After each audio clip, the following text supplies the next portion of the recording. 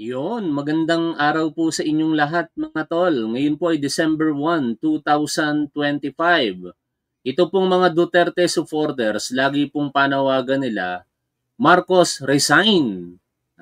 Yan po laging sigaw nila. Pero ang tanong sa kanila, sino ba ang papalit? By law of succession, yung kanilang sinusuportahan na si Sara Duterte kasi siya ang vice-presidente ng Pilipinas. Kaya tingin ko, ito ay may opinion lamang, kawalan po ng delikadesa yan. Sapagkat mananawagan ka para sa kapakinabangan ng sinusuportahan mo. Pero higit sa lahat, dapat ang tingnan po natin dito kung tayo ay mananawagan ng resignation ay kung yung ano ba ang nagawa na maganda o hindi maganda ng nanunungkulan po sa ating bansa. Ang ating Pangulong Bongbong Marcos, ang kanyang nagawa, kung mali ako, tama kayo, ganun lang naman kasimple yun eh. Pero this is my opinion. Para sa akin, mas maraming mga nagawang tama. No? Ang pinakamagandang nagawa ng ating Pangulo sa loob ng mahigit tatlong taong panunungkulan niya sa kasalukuyan ay ang paglaban sa korupsyon na hindi nagawa in particular ng Duterte administration. Ito naman ay hindi po lingid sa kaalaman ng lahat. Hindi lamang dahil sa sinabi ito sa isang interview ni Undersecretary Claire Castro, kaya natin nalaman. Ito po ay mismong nanggaling kay dating Pangulong Rodrigo Duterte sa isang cabinet meeting. Sinabi niya at inamin niya na ang korupsyon ay talamak sa DPWH. Merong ghost project sa DPWH. Ang instruction niya, magpaimbestiga. Pero ang tanong, may nagawa bang pagpapaimbestiga? Wala. Kaya ang consequences nun ay walang nakasuhan at walang nakulong. Sa nakaraang administrasyon, kay dating Pangulong Aquino, merong paglaban sa korupsyon, merong pag-iimbestiga, at merong nakulong. But unfortunately, yung mga tinatawag nilang pating ngayon, noon mga pating, hindi naman po na-convict bagkos sila po ay napawalang sala. Si dating senador at pumanaw na ngayon Juan Ponce Enrile, dating senador Bong Revilla at kasalukuyang senador Jinggoy Estrada. Lahat po sila napawalang sala sa kasong plunder. Ngayon, ano ba ang gugustuhin natin? Yung may kasuguruhan tayo na makokonvict ang makakasuhan o yung kakasuhan lamang pero hindi makakonvict sa kinalaunan? Pero syempre, pare-parehas na tayong nagkakaisa marahil na ayaw natin sa wala talagang ginawa. Yung hindi na nag-imbestiga, kaya walang nakasuhan at yun po ang Duterte administration. Di ba? Ngayon, pakinggan po natin, ito pong naging interview kay Undersecretary Claire Castro. Bagamat sa ikalawang yugto ng topic natin, ako po ay nagdi-disagree. At marahil baka magalit po yung mga tagahanga ni Undersecretary Claire Castro sapagkat hindi ko po sinasang-ayunan ang kanyang maayos naman na paliwanag sa pagtatanggol sa Department of Trade and Industry. Pero bago natin puntahan yan, puntahan muna natin ito pong kanyang nabanggit na nagawa ba yan ng Duterte administration? May napanagot ba sa ghost project ng nakaraang administrasyon? Para kung di natin nabalitaan, hindi po ganito lumawak. So, kung di sa Pangulo po, na siya ang gusto talaga magpaimbestiga nung nangyari maanuman yung flood control project. Hindi siguro po talaga ma-open ang mata ng taong bayan. Yan ang katotohanan ngayon. No? Halos lahat ng mga Pilipino ngayon alam na ang korupsyon sa gobyerno, in particular sa mga ghost project ng flood control, mga substandards at iba pang mga anomalies dyan. No, yan ay lahat dahil kay Pangulong Bongbong Marcos. Sinambit niya sa kanyang talumpati sa SONA na mahiya naman kayo. Sapagkat garapalan talaga ang pinagagagawa ng mga taong gobyerno ito sa kasalukuyan. At kung walang ginawa si Pangulong Bongbong Marcos dito, doon siguro tatanggalin ko tong kanyang portrait sa likuran. Pero hindi eh. May ginawa siya. O ang mga argumento ng iba, bakit kailangan pang abutin ng 3 taon? Kung yun talaga yung magiging panahon para maladlad ang mga katarantaduhan ng maraming mga taong gobyerno na ito. At saka syempre, ang isang ahas, hindi mo naman kagad malalaman na ito'y ahas kung hindi mo makikita. Di ba? Marami sa mga pinagkatiwalaan ng ating gobyerno ang tinuklaw siya, tinraidor siya. Yung tiwalang ibinigay niya sa kanila ay talagang sinira ng mga ito. Ako, naniniwala ako, malakas ang paniniwala ko na isa sa mga ahas at tumuklaw sa ating Pangulo ang dating sekretary ng DPWH na si Manuel Bonoan. Nung una, pinangangatwiranan ko pa kasi medyo nabubulag pa ako sa paniniwala na kapag ka pinagkatiwalaan ng ating Pangulo, hindi na ito gagawa ng mali. Pero ako yung nagkamali. Sapagkat syempre, hindi naman porkit na pagkatiwalaan ka ng ating Pangulo, alam ng ating Pangulo lahat ng ginagawa mo. At yung tiwala na yon ay aalagaan mo, seseryosohin mo. Hindi ganun ang nangyari dito kay Manuel Bonoan. Hindi mangyayari ang mga sobra-sobra garapalan na katiwalian na ito sa ilalim ng DPWH kung inayos niya lamang ang kanyang trabaho. At ngayon, sa mga nagtatanggol kay Amena Pangandaman, ipagtanggol nyo lamang patuloy siya. Pero ako, naniniwala ako na meron din siyang kinalaman dito. At sooner or later, lalabas ang katotohanan. Ngayon, balikan po natin ang simula ng interview po na ito. Kausapin po natin, this time partner, buti na lang na-preno natin bago doon sa kanyang mga activities, si Presidential Communications Office, Yusek, Attorney Karen Castro. Yusek, magandang umaga po. Doris at Robert. Good morning, ma'am. Yes, good morning. Good morning, Doris. Good morning, Robert. Sa lahat na nakikinig sa programa, magandang umaga po. Good morning po. Good morning. Go. Yusek, unahin natin ang reaksyon po ng palasyo kaugnay sa mga naging activity kahapon. Meron sa may lungsod ng Maynila, meron sa EDSA Shrine, meron sa People Power Monument. Kumusta po ang assessment ng palasyo at sa mga probinsya, Yusek? Yes, opo. Naging mapayapa po ang naging rally ng ating mga kababayan at nadinig ng Pangulo ang kadalasan naman yan ang resulta talaga ng maayos na paglalabas ng saloobin no? Ng ating mga kababayang Pilipino. Mapayapa. Ang hindi lang naman mapayapa sa ngayon, most of the time, itong mga Duterte supporters. Kasi karamihan sa mga lumalabas sa kanilang mga bibig, mga seditious words, no? Yung pagpapabagsak sa gobyerno, meron pa nga dyan, isang abogado. Sa bagay, maunawaan ko, kapapasa lang din naman kasi sa bar exam noon.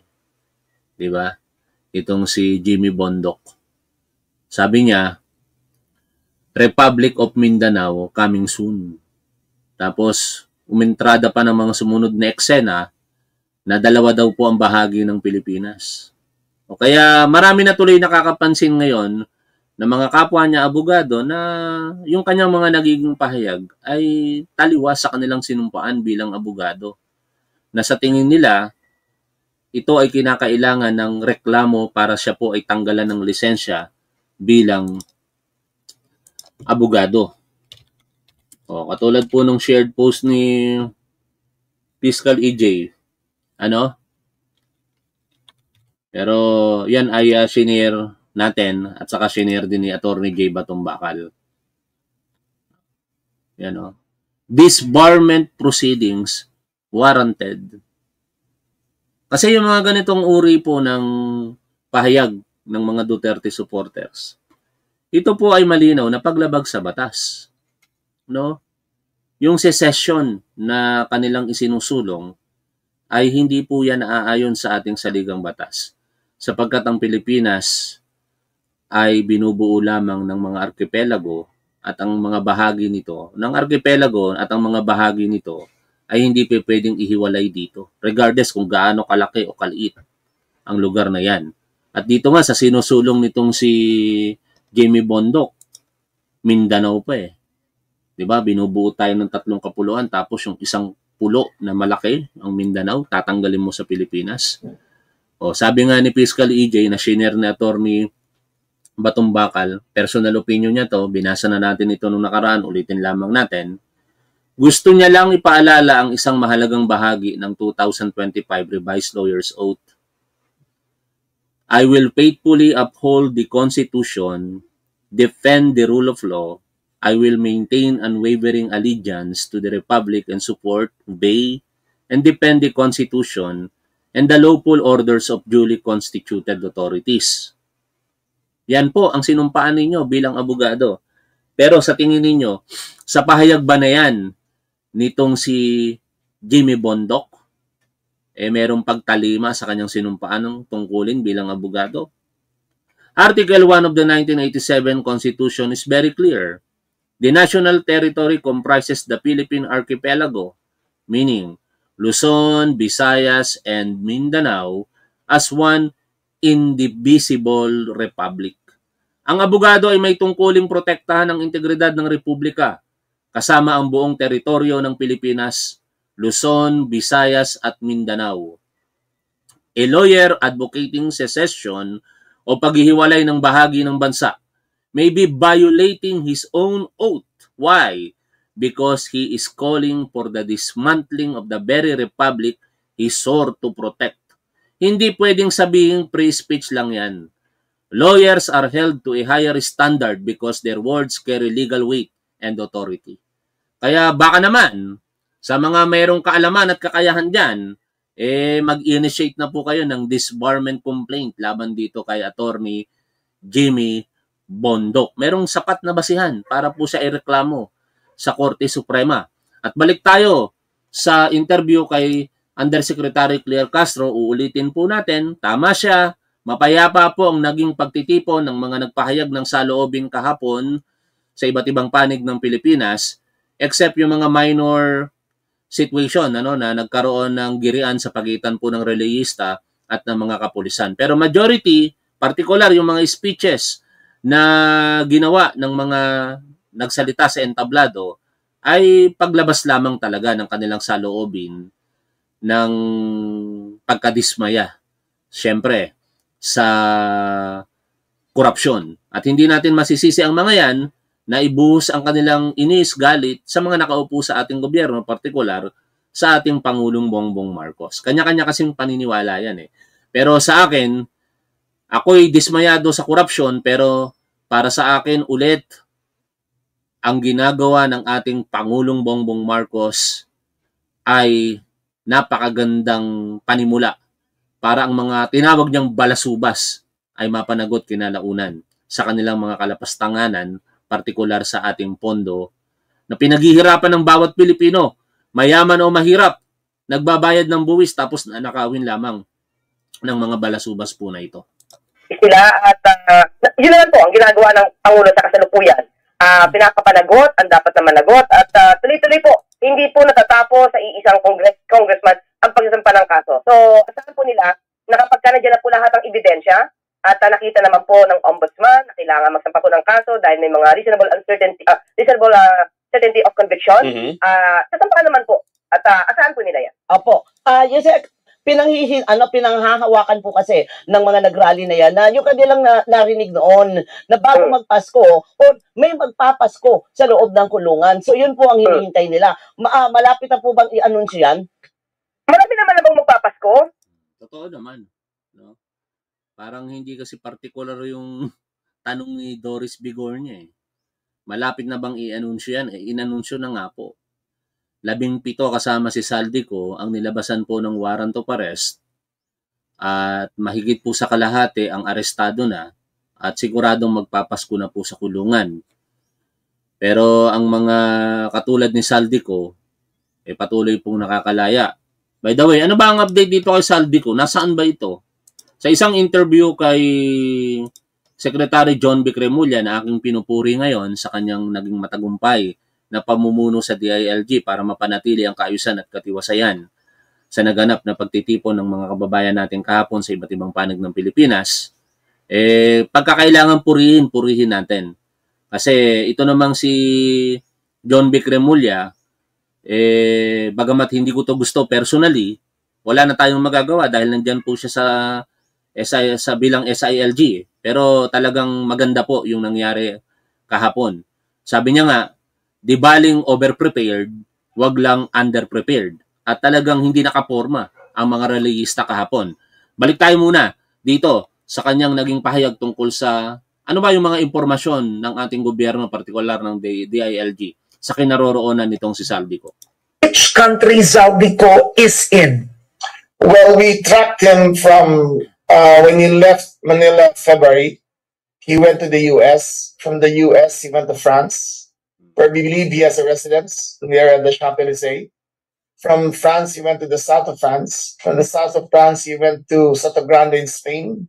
From Spain, he went to Portugal. From Portugal, he went to Singapore. Singapore back to Europe. Europe to Japan. Japan now back to Europe. Kaya sinungaling talaga to si Saldico eh. No? Pinakakalat niya, partikular sa mga nakalipas niyang posting sa Facebook, na siya'y umalis lamang ng bansa Agosto 2025. Pero malinaw naman sa sinasabi ng ating gobyerno, katulad ng narinig natin kay SILG John Vic Remulla, na as early as February pa lamang, lumabas na siya ng bansa at nagpapalipat-lipat na siya sa iba't ibang bansa nang hindi po bumabalik dito po sa Pilipinas. Sa loob ng kulungan ngayon. Yung isa, wala lang nga dito kasi nasa ibang bansa. Okay po? The mere fact po na may warrant of arrest. Okay? Ibig sabihin yan, seryoso po ang Pangulo, seryoso ang administrasyon sa pagtugis sa mga di umano nagnakaw ng pondo ng bayan. Tama. Pero in particular, dapat kasi ganito ang question dyan. Although, baka mababago naman sa mga susunod na minuto. Ang dapat na pagtatanong ni Doris Bigornia ay kailan po lalabasan ng warrant of arrest yung mga malalaking isda, ika nga, katulad ni na Senator Chis Escudero, Senator Joel Villanueva, Senator Jinggoy Estrada, at iba pang mga senador at dating senador. At posible bang makasuhan at labasan ng warrant of arrest ang dating speaker na si Martin Romualdez? O tuloy muna natin ito mga tol. So, marami pong malulungkot sa panahon ng Pasko dahil nga malamang yung iba pa na sangkot ay doon talaga magpapasko. Oo. Meron na po. Nauna na po yung 8. Opo. Pero sabi nila, maliliit ito eh. Kumbaga, dilis. Wala yung big fish. Yun naman pala, may follow-up question si Doris Bigornia. Pampano? Oo. Okay, hihintayin po natin yan at sabi nga natin, sabi naman ng Pangulo, yung filing po ng cases ay hindi lang pang optics. Mahirap po kasi na nagmamadali, katulad sinabi niya. Hello? Nandito niya? Okay na po. Very clear, Yusek. Hindi naman kailangan na madaliin. Tapos biglang kulang pala yung ebidensya, madismiss sa bandang huli. Ayaw ng Pangulo. Pero ito, mag-play lang ako bilang devil's advocate. Kung ako nandyan sa katayuan ni Doris Bigornia, tatanungin ko si Undersecretary Claire Castro. Di ba po, sabay-sabay naman isinambulat ng ating Pangulong Bongbong Marcos ang katiwalian. Ibig sabihin, yung pag-iimbestiga na ginawa ng ating gobyerno ay sabay-sabay na sinimulan. Bakit nauna ang Mindoro kumpara sa ibang mga lugar katulad ng Bulacan? Di ba? Kasi yun ang isa sa mga nagiging issue dito mga tol. Sinasabi ng ilang mga kritiko na mabagal ang pagkilos ng ating gobyerno kasi nakukumpara eh. Yung maliliit na isda, ika nga, except si Saldico, nakasuhan na, samantalang yung malalaking isda, na sabay lang din naman pumutok ang issue, ay hanggang ngayon, wala pa rin po sa korte at hindi pa nalalabasan po ng warrant of arrest. Devil's advocate lang tayo hindi ko kinikriticize ang gobyerno. Pero gusto kong itanong sana yon kung sakasakali lang na nagkaroon tayo ng pagkakataon na itanong, bakit hindi nasabay? Bakit sa parte ng Mindoro, mabilis ang naging proseso? Bakit sa parte ng Bulacan, parang ang bagal ng proseso? So, hintayin lang po natin, umaandar po ang hustisya sa ngayon, at hintayin lang po natin. At yun lang po ang request ng Pangulo, huwag sana po silang mainit, dahil kahit nga po ang Pangulo, dahil sa dami po, sabi nga mukhang overwhelmed na po siguro mga cases na mapupunta sa DOJ at saka sa Ombudsman, hintayin po natin yan. Sabagay, Opo. Yung po patuloy na panawagan. Yun naman ang panawagan at pakiusap ng ating gobyerno. Huwag tayong mainip, huwag tayong magmadali. Kasi babalik tayo sa nakalipas na panahon eh. Kapag ka nagmamadali ka, makakasuhan mo yung tao, pero mauuwi ito sa pagkakapawalang sala sa kanila. Katulad ng nangyari sa 3 personalidad na binanggit natin kanina, Enrile, Estrada, at Revilla. At kung mabilisan naman ang pagkakaso, parang gawa-gawa lamang ang mangyayari, lalong hindi po makatarungan yon. Katulad ng ginawa ng Duterte, partikular kay dating Secretary of Justice, dating Senador at ngayong Kongresista, Leila de Lima. No, dito, in short mga tol, dumadaan sa proseso, due process, ang pinag-uusapan dito. Pero babalik ako doon sa critical question ko. Sabay na naladlad ang mga impormasyon dito. Sabay yan Niladlad ni Senador Panfilo Lacson sa kanyang privilege speech, yung sa Mindoro. At the same time, nagkakaroon ng mga pagdinig ng Blue Ribbon Committee at saka ng TRICOM sa House of Representatives. Sa Bulacan area naman, yun ang malaking katanungan. Bakit parang bumagal pagdating sa Bulacan area? No? Siguro, pinakamagandang sasagot dyan, hindi na si Undersecretary Claire Castro.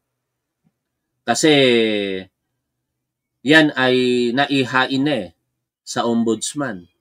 No?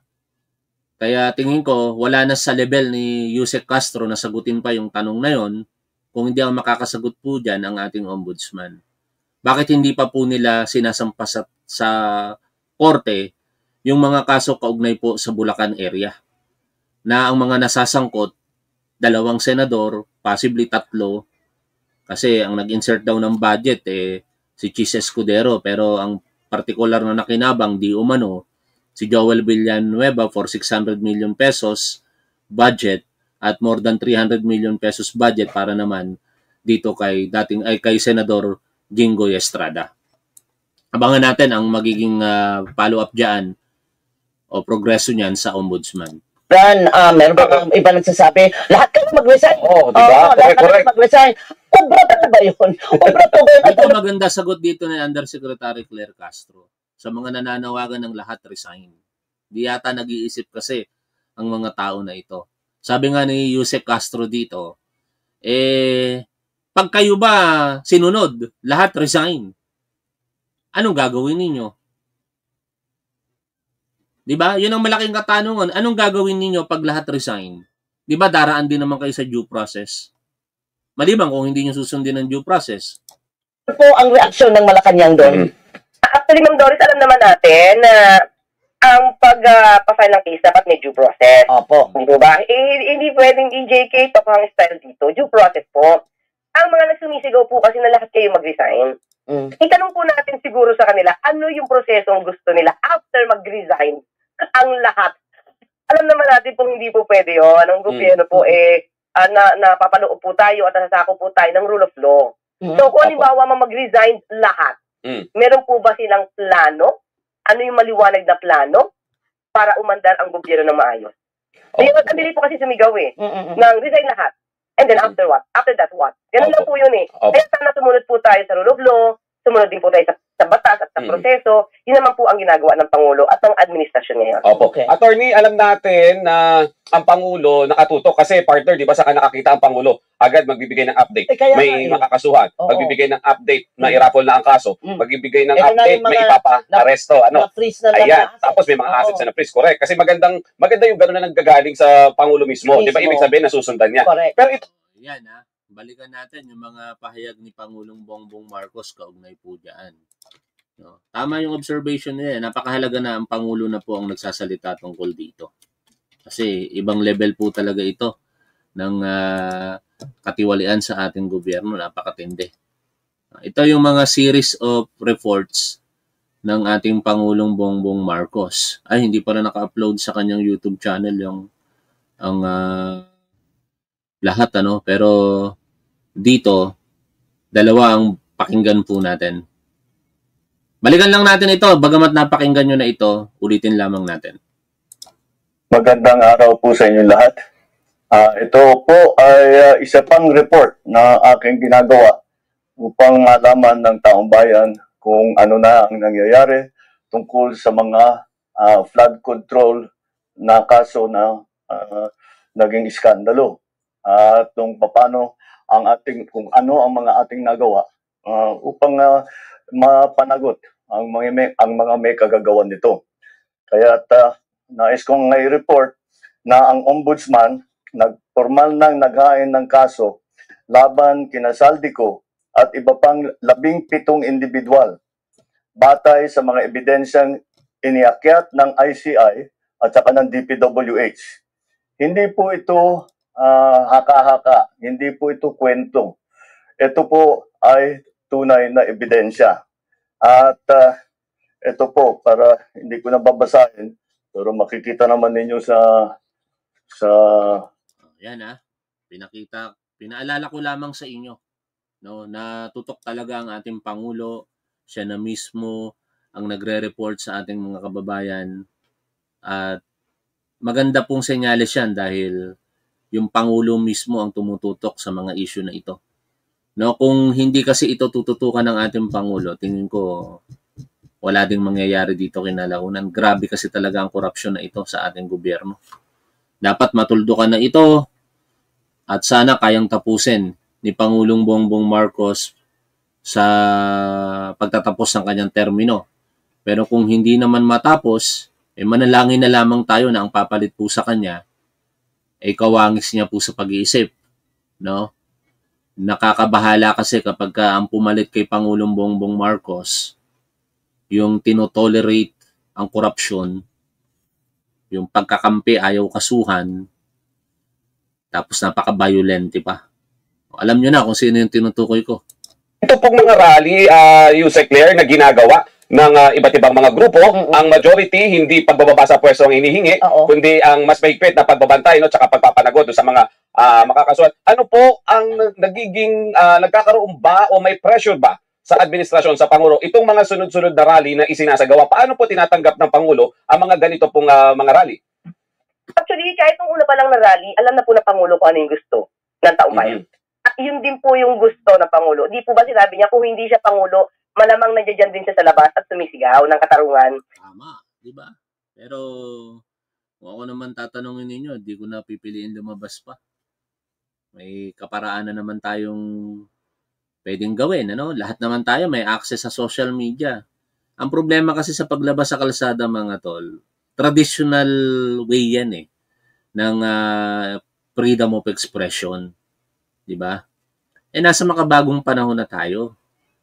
At ang paglalabas nga ng saloobin natin, kung gagawin natin sa social media, hindi lamang sa Pilipinas aabot kung hindi sa iba't ibang panig ng mundo. Diba? Saka ang primary reason kung bakit ayoko talaga sa mga rally-rally, ang daming naaabala po nitong tao.